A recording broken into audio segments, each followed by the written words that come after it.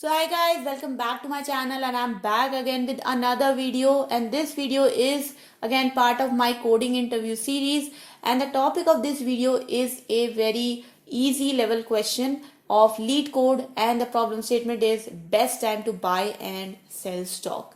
So guys, if you like my content and you want to support me, I highly request you to please do subscribe to my channel, hit the bell icon for further notifications.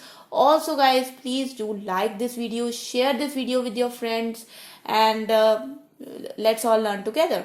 So guys, without delaying this video any further, let's get started. So guys, let me first go through the problem statement here. The problem statement is that we are basically given an array prices where the ith price is the price of a stock on the ith day. So let's suppose guys, we have this array here and we can see that the array index generally starts from 0. So on the 0th day your price stock was 7, on the first day your price stock was 1, and on the second day the price stock was, let's suppose, 5. So guys, what we have to do is we have to make buy sell transactions in this array such that the total profit is maximum. So as you can see in this example here, the guy bought the share on the day 2, and day 2 means index 1. So he bought the share when the price was 1. Then he sold the share when the price was 5. So 5 minus 1, the profit became equals to 4. In the next transaction, the guy bought the share when the price was 3 and he sold the share when the price was 6. So in that transaction, the profit became 3. If you add the profit of both the transactions, your total output will come out to be 7, and that is actually our answer of this problem. So guys, there is no limit on how many transactions you can make. You can basically make as many transactions, but the issue here is that you cannot keep on just buying stock and selling all the stocks in the end. So basically you cannot engage in multiple transactions simultaneously. So if I buy a stock, let's suppose when the price was 1, I cannot buy another stock until I sell this stock. So I have to sell this stock on one day, and then on the next day only I can buy another stock. I hope guys this problem is clear to you, and let's go to the solution. And in the while solving this problem, we will be discussing other use cases or other corner cases as well. But before starting to code, always keep into mind that you read the constraints very carefully. You can see that the constraint here is that the length of the array is really high. So it is from 1 to 3 into 10 to the power 4. That means guys, we have to take into consideration that we should not engage into multiple loops and try to keep it as simple as possible. The prices value are from 0 to 10 to the power 4, but as we can see here in our sample code, the prices value is an integer value, so we don't really have to worry about the data type which we are going to use. Okay guys, so let's just jump into the code here. So the first thing guys is that what we have to return. We have to return a profit value. So let's first initialize the result here. So assuming that initially my result will be 0, my profit is 0, so I haven't made any profit yet. And let's just add the return statement also to keep our code simple. And now let's decide what is the buy day and what is the sell day. So we are obviously going to buy our share on a certain day and sell our share on a certain day. By default, I will initialize these values to 0, and let me explain why I'm doing that. So for example guys, the first thing, let's take this use case here. This use case basically clearly states that on the 0th day my price share was 7 points, right? So let's assume that first of all, when I saw the share, I saw okay, 7 is my price value and I bought the share on that day. And initially, I am not making any profit. I just bought the share and I just, sold it the very same day so that I will not be in profit and I will not be in loss as well. So just making sure that I will not get into loss, I am setting my initial buy day and my sell day both to 0. And now in the upcoming days, we will start to compare the prices so that we can decide on the transaction. So to compare the prices between your buy day, your sell day, we will start a loop. But this loop will start from the index 1, not from the index 0, because index 0, guys, we already have initialized. So just by keeping into mind these index values, you can definitely improve the complexity, improve the time space management of your code. Okay, so we will be running this loop from 1 to the prices dot length, basically until the entire prices array is iterated. Now guys, what we have here is a running loop. All you have to do is decide on the conditions when we are going to buy and when we are going to sell. So let's go into the first condition. So if my prices I is greater than the prices on which initially I decided to sell. So let's suppose my sell day was 0 and I encountered that the prices on the index 1 or the day 2 is actually higher than the prices on the day 0. So what will I do, guys? I will definitely not sell my share on that day. I will definitely sell my share on the ith day, because the price on the ith day is higher than the prices which I originally decided.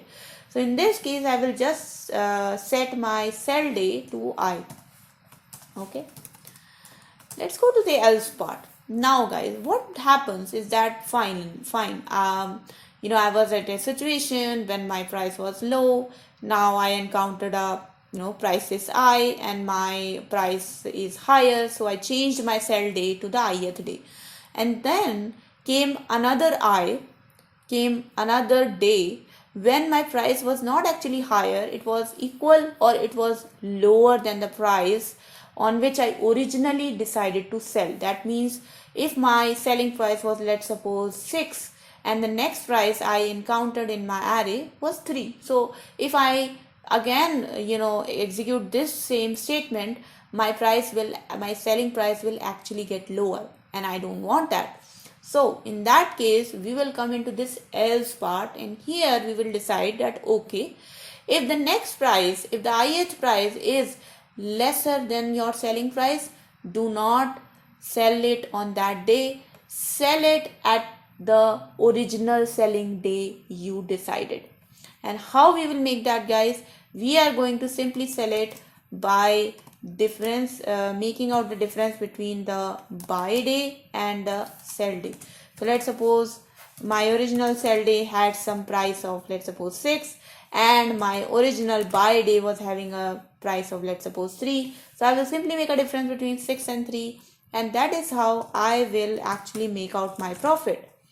But because this profit is going to be a addition of multiple transactions, so what I will just simply do is I will add this difference with the original profit value, so that all my profit transactions will get added up. So guys, this is done. So what you clearly decided was that if your next price was lower than your original selling day price, you will simply sell your share on the original selling day price, get your profit, and move on. How we will move on, guys? So now you have sold your share, and now because you have sold your share, you are eligible to buy your next share.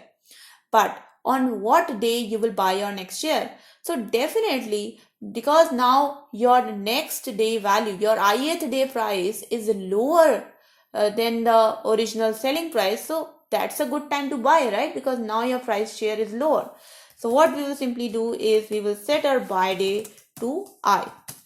Also guys, now we are not sure if the next sell day or the next price which is there in the array will be lower than your ith day price or will be higher than your ith day price. You don't know that because you haven't iterated to the next value yet. So in this case, we will simply be setting your selling day also as I. so that in case if you go to the next when you will go to the next ith value, and in case again you will encounter such a situation when your next price is lower, you will simply execute this statement, and because the sell day and the buy day will be same on the I value, you will not make any profit, but at least you will not make any loss also. Okay, so it is very important that you make your sell day and buy day both the value as I when you will encounter a price that is lower than your original selling day price. Okay, so guys, I hope this part is clear to you. Now guys, I will be covering a corner case, but let me first run this code for you so that you understand that corner case well. So now I have run this code, and you can see that this case which we studied before is definitely having the correct answer. My correct answer is 7. And let me take always guys, if you're solving a Leetcode problem, do take into consideration the example cases, because you can copy this example, you can paste it into your custom test case, and you can simply run the code just to be sure that your cases are, at least the example cases are pending. So you can see here that here my answer is not matching. My answer is saying that the profit earned is 0, but the expected answer says 4. And why is that, guys? So the thing is that this user expects that if I am buying my share at the price 1 and I'm selling it at the last price, that is price 5, I should make a profit of 5 minus 1, 4, which is definitely correct. But what is happening in our solution, guys, is that if the highest price is higher than the selling day price, we are just setting the selling day to I. That means if in case of this solution, now my next price is higher than my original price, I will just move my selling day to this day, right? And then again to this day, again to this day, and then in the end my selling day will be the last day of this array, and my buying day will be the last day will be the first day of this array. So I do have sell index on this position and buy index on this position, but because after iterating all the values, I simply exit the loop and I do not set my profit value, I am not getting the total profit calculated in the end. I am only getting the default value 0. So guys, this is what you have to keep into mind, that after exiting the for loop, if you observe that your buy day and your sell day is not equal, so if the buy day and the sell day is not equal, you should calculate your profit again, and then you should return that profit. Basically, guys, if your prices are continuing to basically increase, you will never fall into this else loop, right? You will always go into that position when the price is higher. You will never come into this else part, and that's why their profit calculation is not done. And now because we have added this if situation here, that if the buy day and sell day are not equal, calculate the profit then and there, add it up with the original value, and then return the profit. So guys, if now I run this code, this is definitely going to run, and this is going to give us the expected answer just like that. So let's submit this solution, guys, and let's see if the submission gets accepted. And you can see, guys, that now my submission result is also accepted. You can see the details here definitely. And that was about the video, guys. I hope you learned something from it and your coding practice must have improved a little bit. So guys, if you like this video, please do not forget to subscribe to my channel, hit the like button, hit the share button, and also do click on the bell icon for future notifications. And thank you so much for watching, everyone. Until next time.